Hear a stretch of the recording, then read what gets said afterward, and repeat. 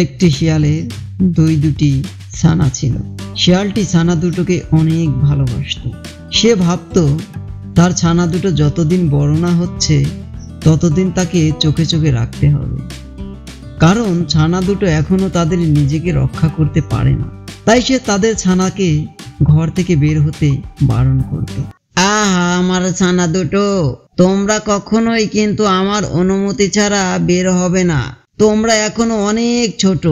তোমরা যদি এখন বাইরে বের হও তাহলে তোমাদেরকে শত্রুরা মেরে ফেলবে।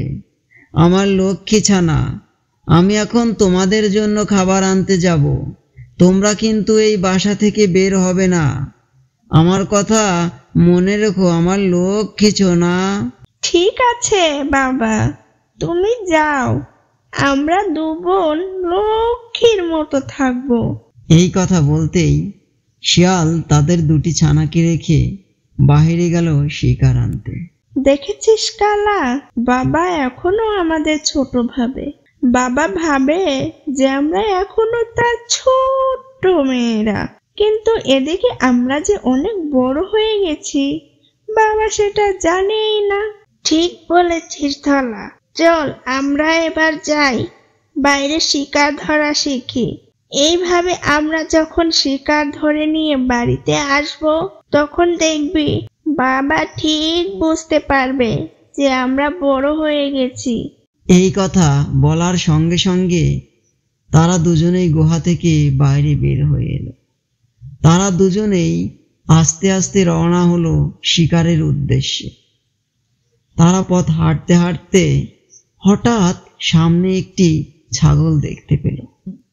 তারা দু বোন মিলেই চিন্তা করলো, চল ধলা, সামনে একটা ছাগল আছে, আমরা এই ছাগলটাকেই আক্রমণ করি। ঠিক বলেছিস ধলা, ছাগলটি যদিও অনেক বড়, আমরা যদি এটাকে শিকার করে নিয়ে যাই বাবা খুব খুশি হবে। এই কথা বলার সঙ্গে সঙ্গেই যখনই ছাগলটিকে আক্রমণ করতে যাবে আর অমনি তো ছাগলটি তাকে এক ঢুসি মেরে ফেলে দিল। এটা দেখে আর এক বোন দৌড়ে চলে গেল। পরে দু বোন মিলে ভাবলো, না রে বোন, বাবা ঠিকই বলেছে, আমরা এখনো অনেক ছোট, তাই দেখলি ছাগলটি আমাদের কিভাবে মারলো। এদিকে কিছুক্ষণ পরেই তাদের বাবা আবারও ঘরে ফিরে এলো। কই রে আমার আদরের কালা ও ধলা, আমার ছানা দুটো, কই রে তোরা? দেখ, তোদের জন্য কত সুন্দর হাঁস মুরগি এনেছি, তোরা আবার পেটটি ভরে খেয়ে নে তো। তোরা যদি তাড়াতাড়ি খাস তাহলে তোরা অনেক বড় হয়ে যাবি। এই তোদেরকে যতক্ষণ না বড় করতে পারছি আমার চিন্তা যে যাচ্ছে না রে।